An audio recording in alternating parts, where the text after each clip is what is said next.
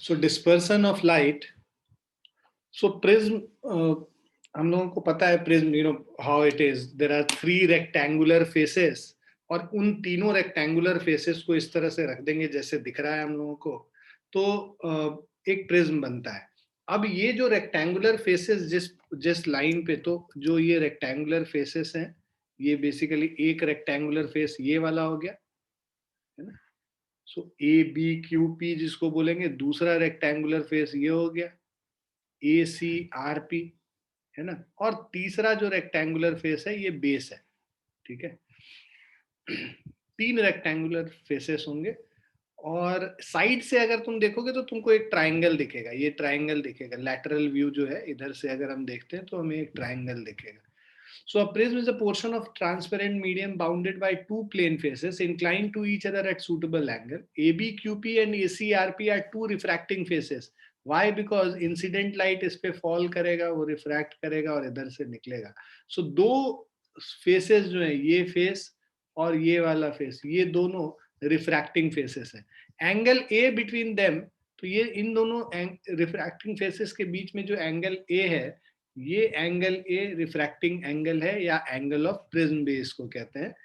The line AP where the 2 refracting faces meet is called the refracting as.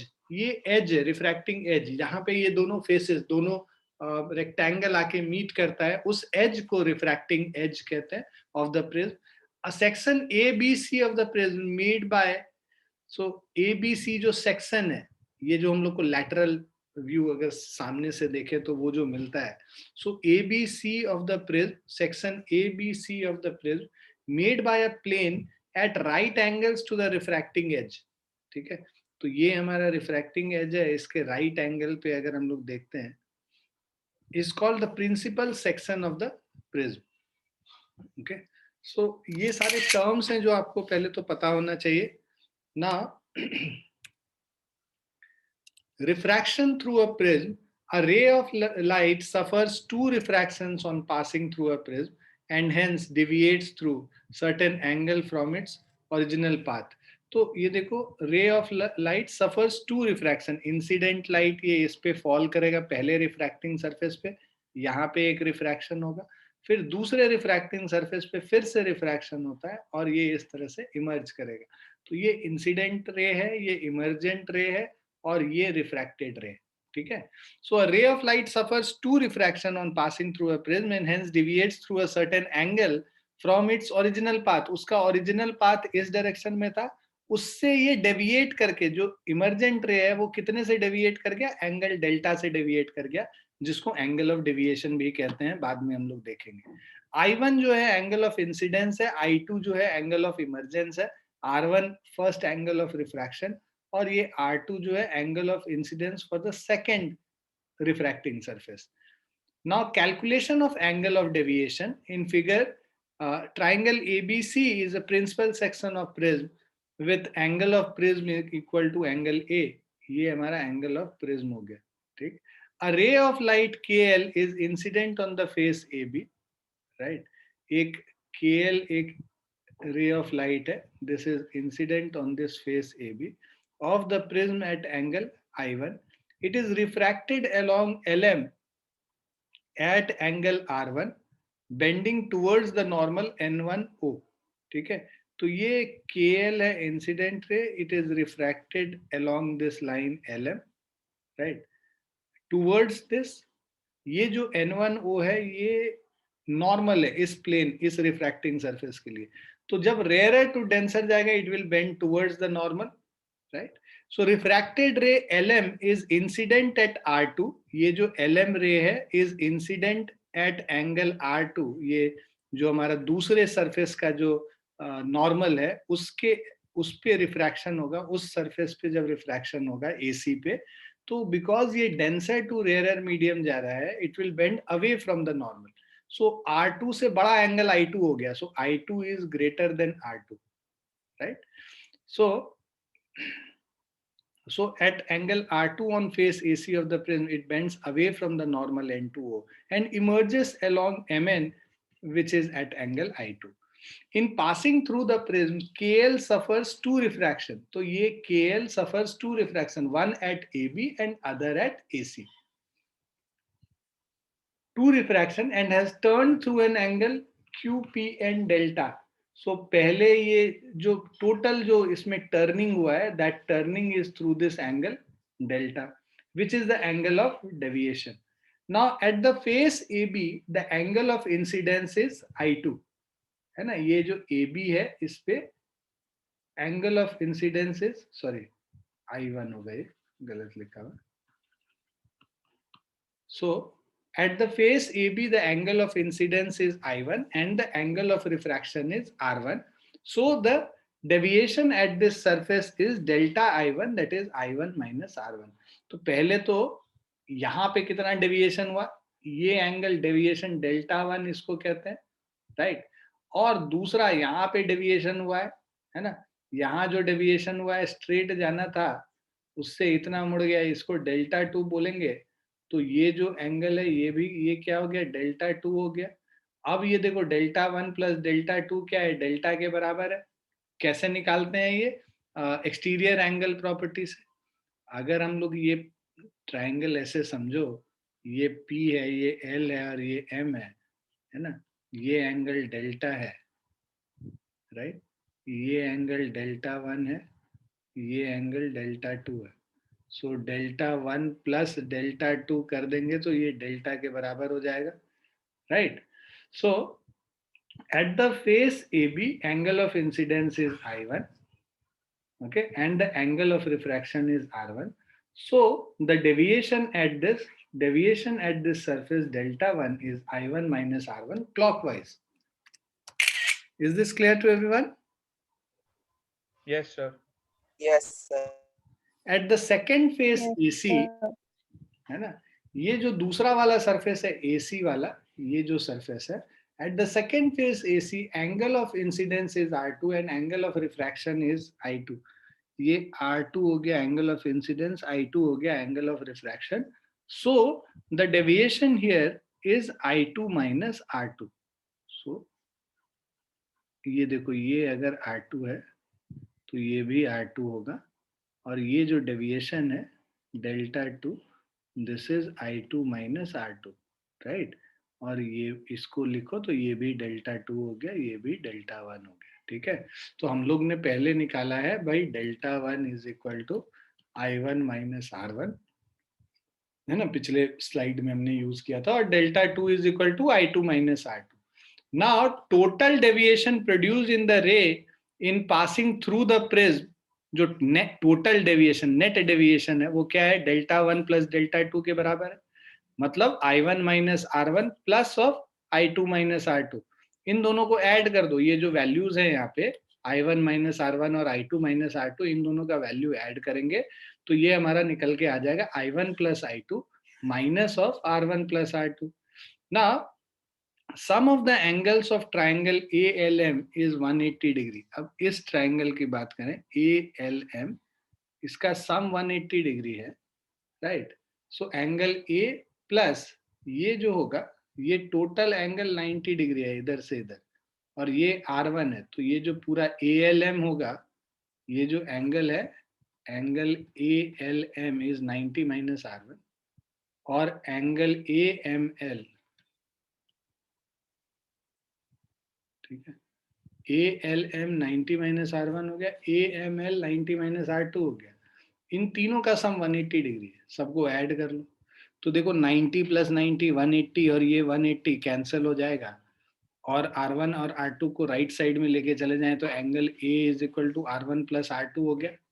सो अब जो हमारे पास delta deviation is equal to I1 plus I2 minus R1 plus R2 है, तो हम लोग R1 plus R2 को क्या करेंगे, A से रिप्लेस कर देते हैं. तो हमारे पास क्या आ जाएगा, deviation is equal to I1 plus I2 minus A, मतलब angle of incidence plus angle of emergence minus A.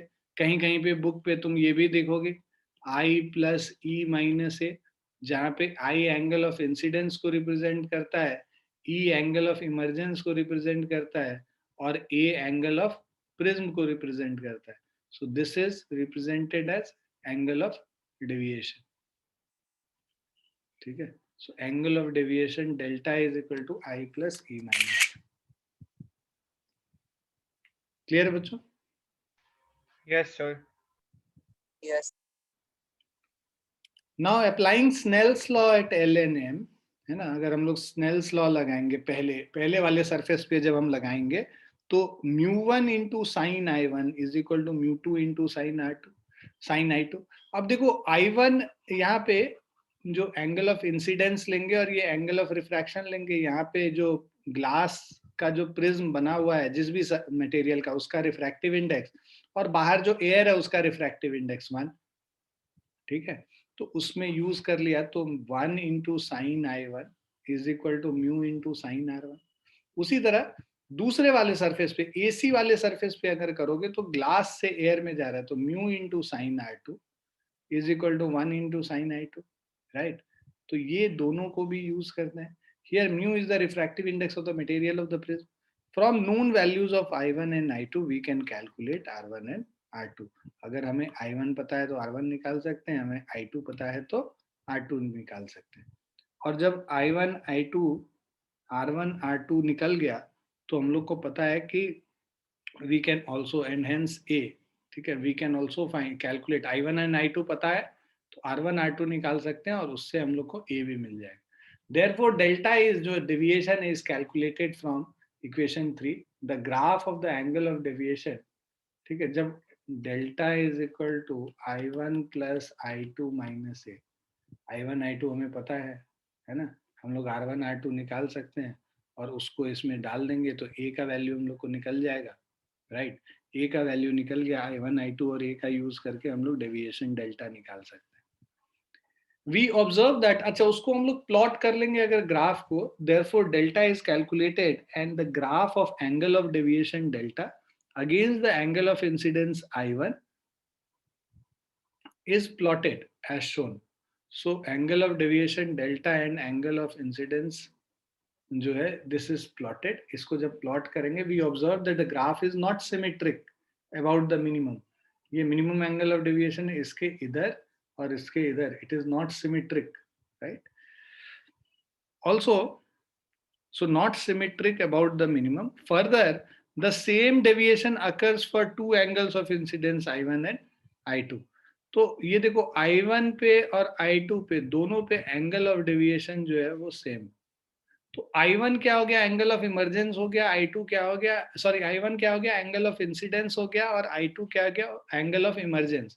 तो principle of reversibility of light बोलता है कि एंगल ऑफ इंसिडेंस अगर I1 है तो एंगल ऑफ इमरजेंस अगर I2 है, तो अगर हम लोग एंगल ऑफ इंसिडेंस को I2 रखेंगे तो एंगल ऑफ इमरजेंस I1 ही होगा. मतलब पीछे के डायरेक्शन से हम लोग लेफ्ट से राइट जा रहे हैं, अगर राइट से लेफ्ट जाएंगे उसी एंगल ऑफ इंसिडेंस पे, मतलब I2 अगर एंगल ऑफ इंसिडेंस रखते हैं तो वहां पे एंगल ऑफ इमरजेंस I1 के बराबर ही आएगा, है ना. सो I2 is often called angle of emergence from the principle of optical reversibility.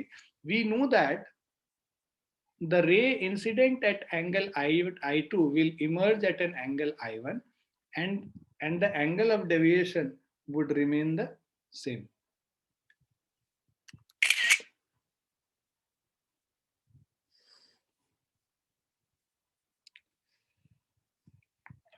Now angle of minimum deviation and prism formula.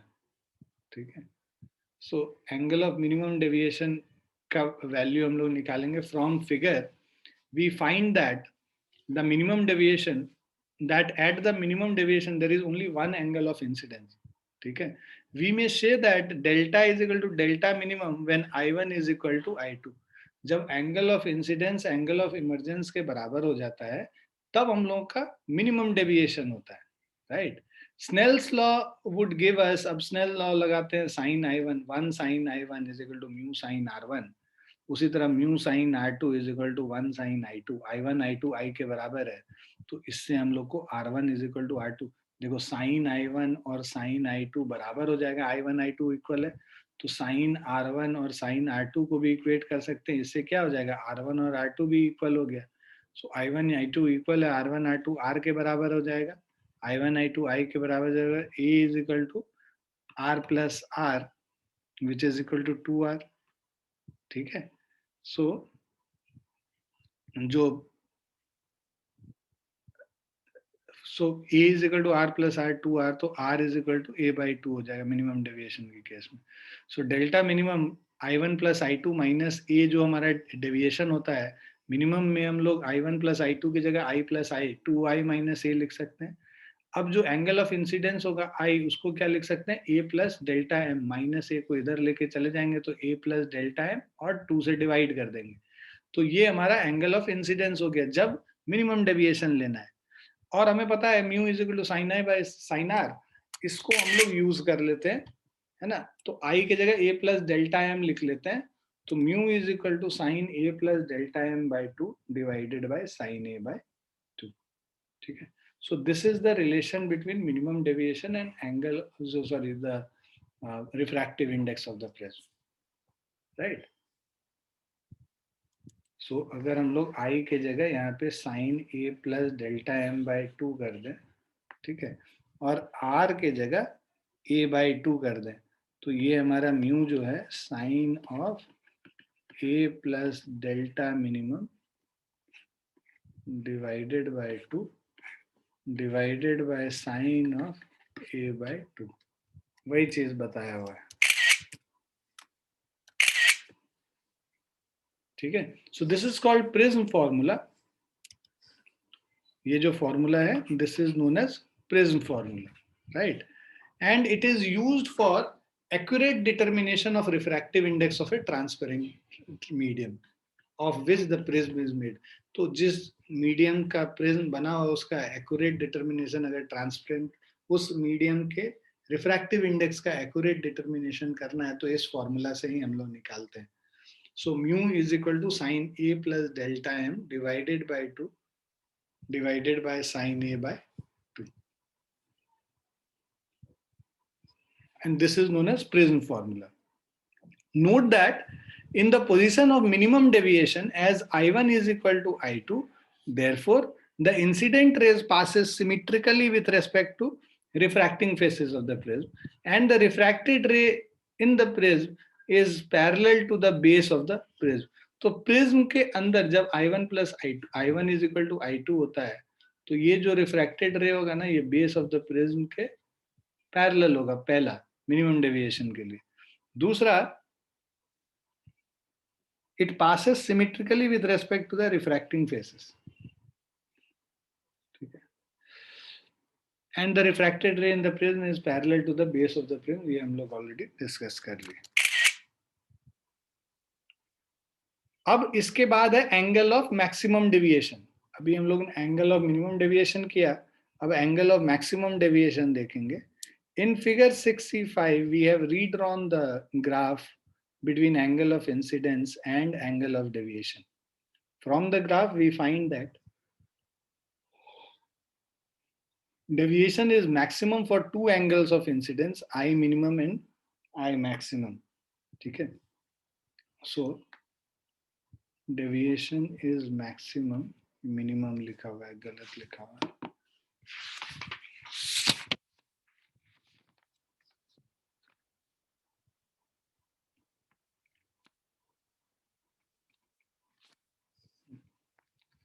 Delta maximum होगा ये.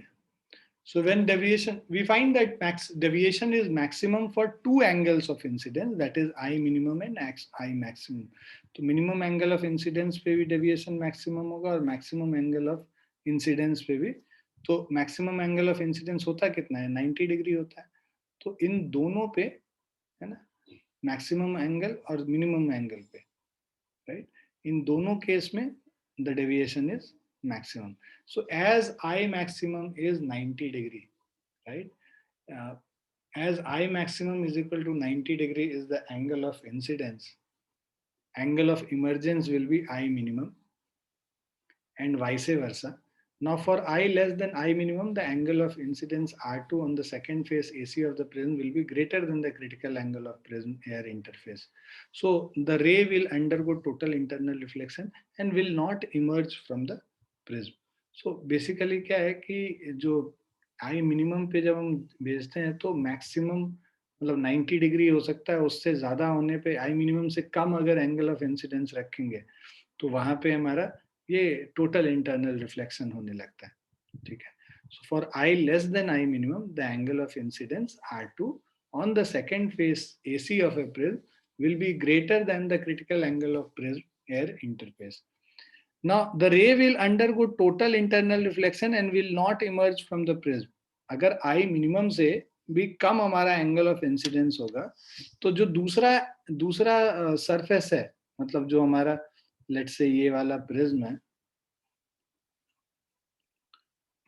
ना, अगर हमारा angle of incidence, so angle of incidence is less than I minimum, तो उस case में जो angle of incidence है that will be lesser, that will be more than the critical angle of incidence, right, greater than the critical angle for prism air interface, and there will be total internal reflection happening.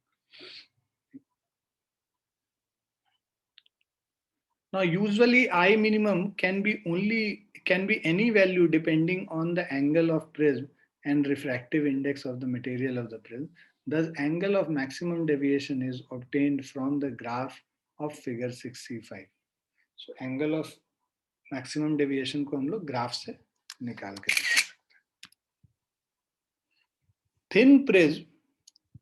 So a thin prism is that whose refracting angle और angle of prism is small. So ये जो angle of prism ए था, ये अगर small होगा, if angle A is small, then in that case that kind of prism is known as thin prism. The angle of deviation of a ray on passing through a prism, deviation का जो angle है, that is I1 plus I2 minus of A, right? So angle of deviation delta will be equal to I1 plus I2 minus of A, right? Now according to Snell's law applied at L, sin I1 is equal to mu sin R1, मतलब 1 into sin I1 is mu sin R1. For small angle of incidence I1 is equal to sin I1 को हम लोग I1 लिख सकते हैं और sin R1 को R1 लिख सकते हैं, ठीक है. So for small angle of incidence I1 is equal to mu times R1. यहाँ पे इसको sin I1 को I1 लिख लिया और sin R1 को R1 लिख लिया, तो I1 is equal to mu times R1. So since I1 is small and R1 is also small, right? So since I1 is small and R1 is also small, so from A is equal to R1 plus R2, ये जो हमारा relation था angle of prism is R1 plus R2, R2 would also be small, ठीक है. So I2 is equal to mu times R2 है.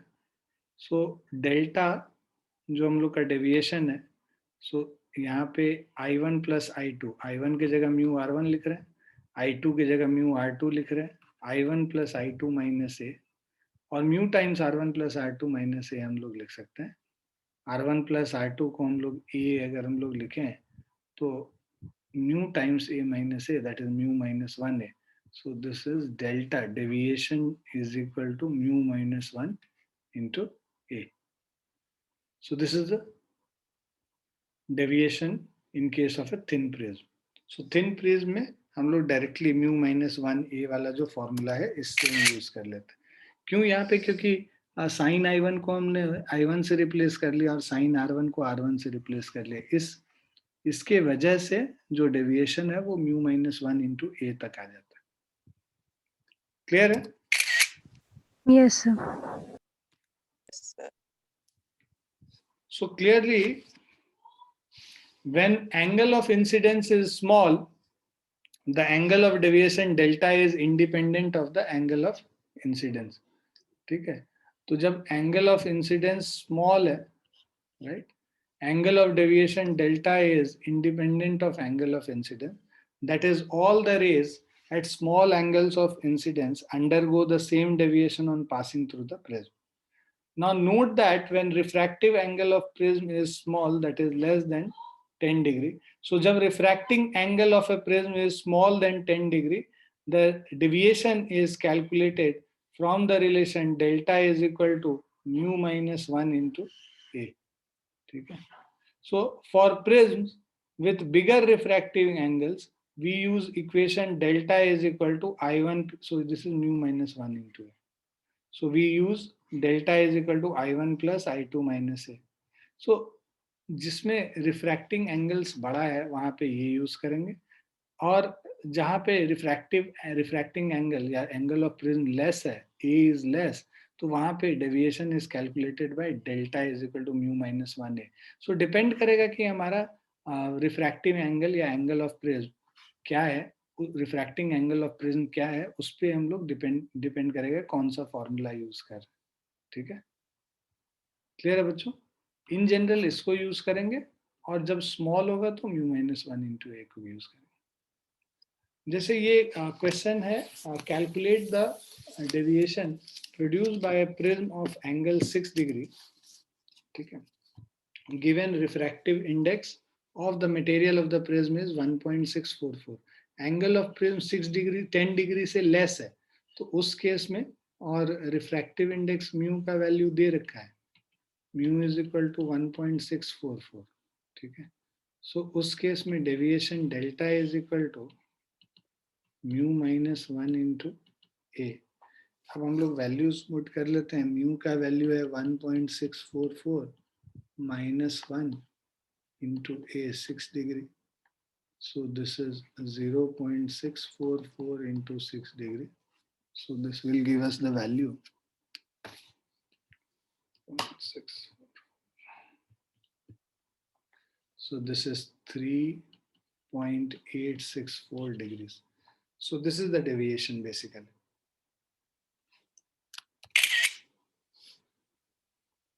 Clear है बच्चों? Yes, sir.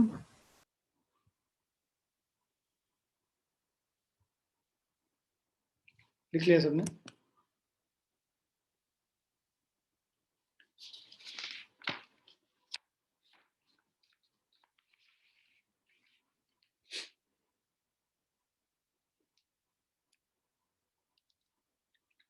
Now a ray of light falling at an angle of 50 degree. तो ये देखो I1 हमें पता है, is refracted through a prism and suffers minimum deviation. The angle of prism is 60 degree. So ये angle A दे रखा है. Find the angle of minimum deviation and refractive index. Angle of minimum deviation delta minimum and refractive index mu of the material of the prism. So if you put the values, I1 is equal to 50 degree, angle A is equal to 60 degree. ठीक है, so सबसे पहले A plus delta M या delta minimum is equal to I1 plus I2 minus A. 50 plus I2 minus 60 degree. ठीक है, अच्छा minimum deviation के case में ना I1 is equal to I2 होता है. ठीक, ये दोनों 50 डिग्री हो जाएगा, तो ये 50 plus 50 minus 60, 100 minus 60 is equal to 40 degree. ठीक है, सो डेल्टा मिनिमम हमारा ये हो गया वैल्यू, राइट ना. Mu is equal to, find the angle of minimum deviation and refract. Mu is equal to sin A plus delta M by 2. A plus delta M by 2 divided by sin A by 2. So this is equal to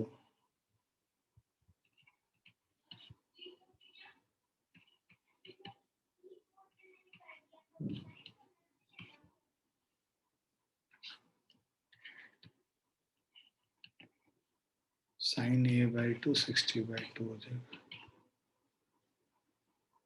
sin 100 by 2 हो गया sin 50 degree. sin 60 by 2 हो गया sin 30 degree. ठीक है, इसको calculate कर लेते हैं. sin 50 0.766. Sine 30 degree, half is 0.5.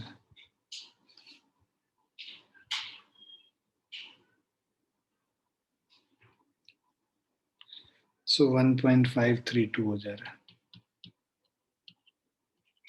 So this is the value of refractive index.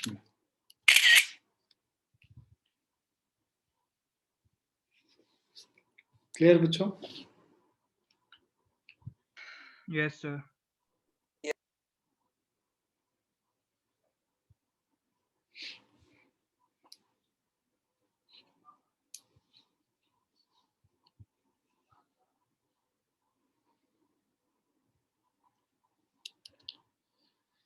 Now dispersion of light. So dispersion of light is the phenomena of splitting of a beam of white light into its constituent colors on passing through a prism. तो white light जो 7 colors में split कर जाता है उसको हम लोग dispersion of light कहते हैं. ठीक है? The band of 7 colors so obtained is called the visible spectrum. है ना, ये सब visible light rays हैं, इसीलिए इसको visible spectrum कहते हैं. The order of the colors from the lower end of spectrum is violet, indigo, blue, green, yellow, orange, and red, and can be recollected by the word Vibgyor. Now, as is clear from figure, different colors turn through different angles on passing through the prism. तो हर एक colour जो है different amount से bend करता है, जिसमें violet सबसे ज्यादा बेंड करता है और रेड सबसे कम बेंड करता है. सो violet color deviates through the maximum angle and red color deviates through the minimum angle. Cause of dispersion, each color has its own characteristics wavelength. ठीक है, every color will have its own wavelength. हमें पता है कि white color is a mixture of 7 colors, and all colors, each of the colors which are present in this white spectrum will have a different wavelength. Now, according to Cauchy's formula, refractive index mu of a material depends on the wavelength lambda of light falling on it as mu is equal to a plus b by lambda square plus c by lambda 4 and so on. So यहाँ a, b and c are constants, right? तो इस relation से अगर हम लोग देखें तो lambda जितना ज्यादा होगा म्यू उतना कम होगा. तो रेड कलर का वेवलेंथ सबसे ज्यादा होता है, इसीलिए रेड कलर के लिए जो म्यू का वैल्यू उतना सबसे कम होगा. म्यू का वैल्यू सबसे कम है, इसीलिए रेड कलर सबसे कम बेंड करता है. ठीक है, और वॉयलेट कलर का रिफ्रैक्टिव इंडेक्स वेवलेंथ सबसे कम होता है, तो इसीलिए म्यू सबसे ज्यादा होगा. उसके लिए म्यू सबसे ज्यादा होगा तो सबसे ज्यादा बेंड करेगा.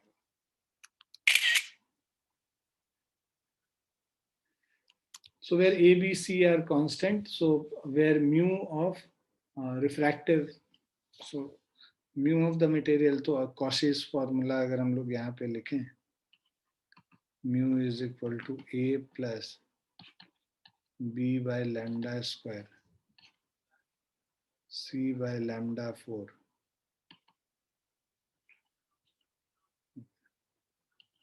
and so on. So where mu is equal to A, B, where A, B, C are constants, mu of material of prism is different for different colors or wavelength. The variation of mu with lambda in case of fused quartz is shown in the figure. The prism of a smaller refractive angle, we have shown that angle of deviation delta is equal to mu minus 1 into A. So delta deviation is equal to mu minus 1 into A for smaller refractive angle. For smaller refracting angle. Now, as mu of the prism is different for different colors, therefore different colors deviate through different angles on passing through the prism. Hence, they are seen as separate. So this is the cause of dispersion. So basically हमें पता है कि wavelength violet का red से कम है, therefore refractive index violet का red से ज़्यादा होगा, इसीलिए जो deviation हुआ है violet का वो red से ज़्यादा होगा. that is maximum deviation is of violet color. Now that is why violet color is at the lower end of the spectrum and red color is the at the upper end of the spectrum.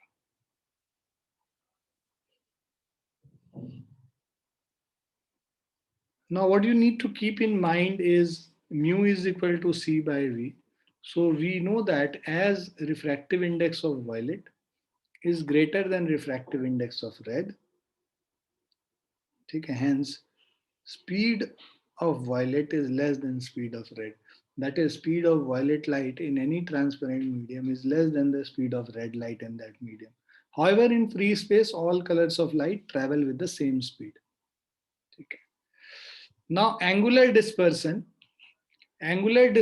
produced by a prism for white light is the difference in the angle of deviation of two extreme colors, that is violet and red color. So भाई देखो ये जो है ये red colour है, ये violet colour है, ठीक है. तो वायलेट और रेड के बीच में जो एंगुलर है ना, वायलेट और रेड के बीच में जो एंगुलर डिस्प्लेसमेंट है, so the angle in which all colors of white light are contained. So angular dispersion produced by a prism for white light is the difference in angles of deviation of two extreme colors, that is violet and red colors. ठीक है.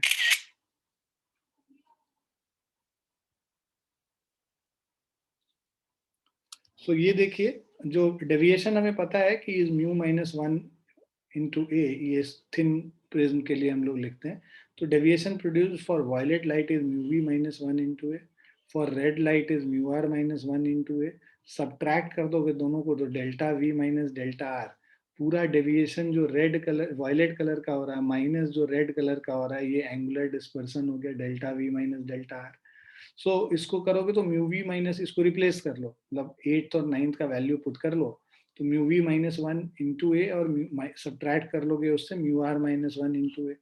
a को अंदर लेके जाओ, सो या a को common ले लो तो mu v -1 minus of mu r +1, -1 +1 cut गया. So angular dispersion delta v minus delta r is mu v minus mu r into a. So this is an important relation.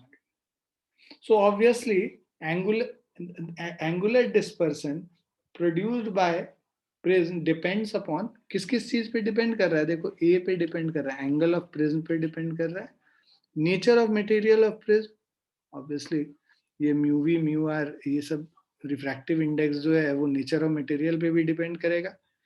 Note that chromatic dispersion occurs right at the first surface of the prism and the same is increased at the second surface of the prism. तो देखो ये first surface पे ही chromatic dispersion हो गया, ये colours अलग अलग हो गए, बट फर्दर सेपरेट कहाँ पे करता है, सेकेंड सरफेस पे फर्दर सेपरेट कर देंगे. ठीक है. तो by the time we take it on a screen, so we will see distinct colours का spectrum.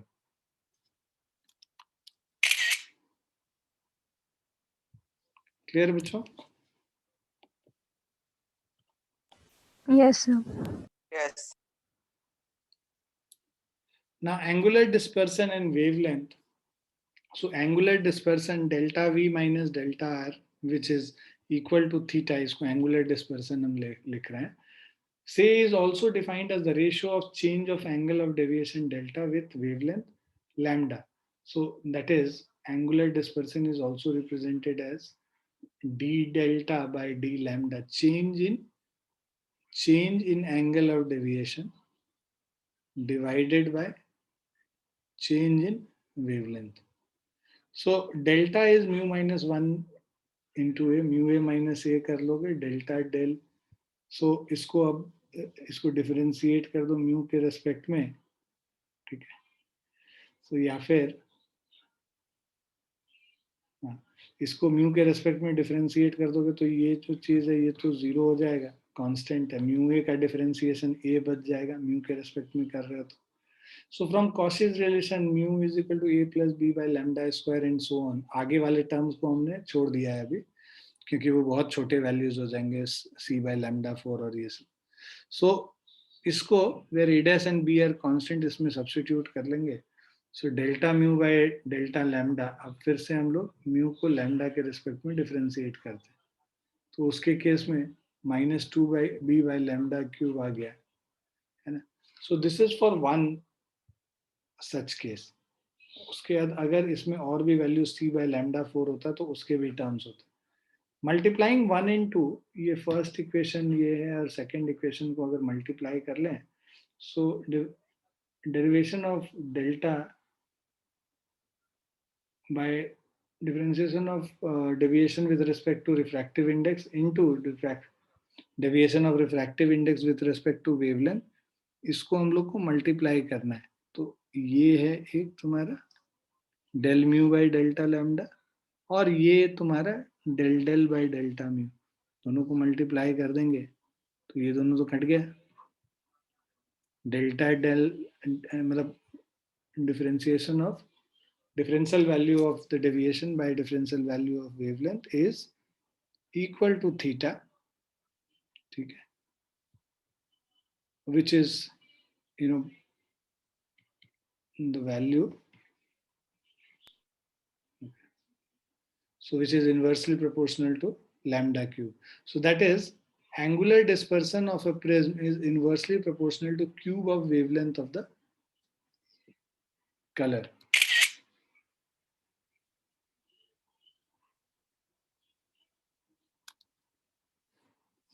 So dispersive power,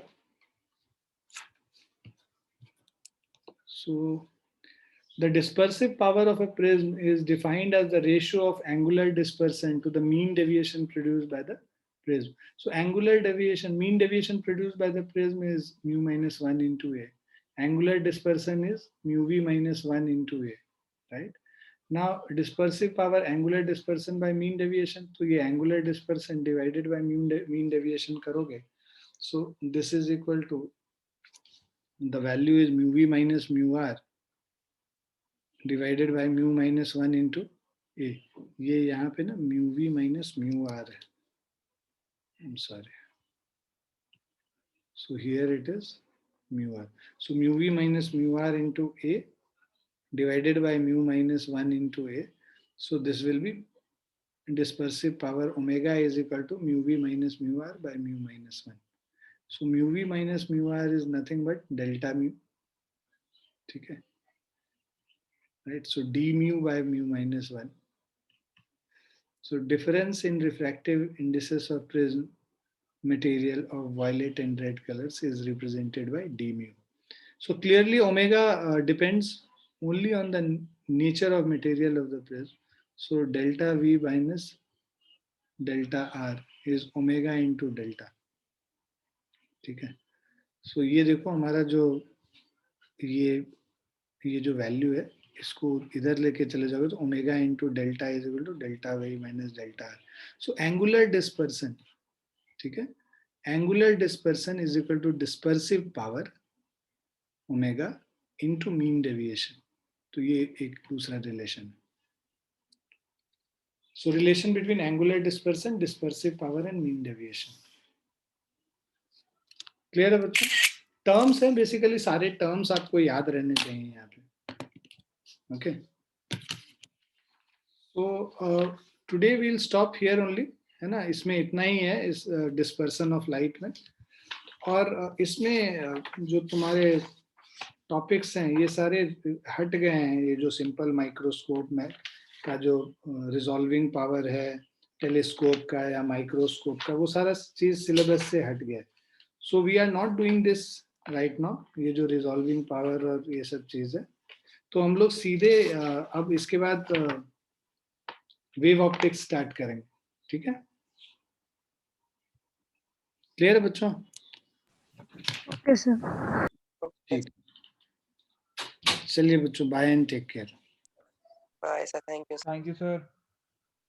Thank you, sir. Bye. Thank you.